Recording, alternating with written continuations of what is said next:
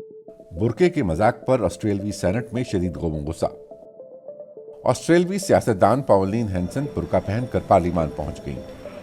Far right senator Hansen का ताल्लुक immigration मुखालिफ वन नेशन पार्टी से है। ये खातून सियासतदान अवामी मकामात पर पर्दे पर पाबंदी चाहती हैं। सेनेट मेंबरान बशमूल मुस्लिम सेनेटर्स ने उनके इस भद्दे मजाक को नस्ल परस्ती के मुतरादिफ करार दे दिया।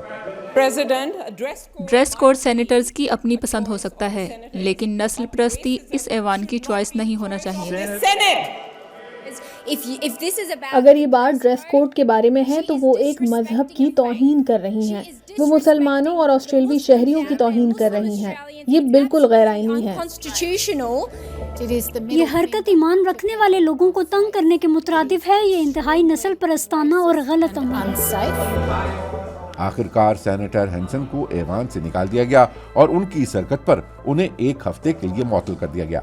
ये दूसरा मौका है कि वो पर्दे पर पाबंदी के मुतालबे के लिए बुर्का पहनकर ऐवान पहुंच गईं।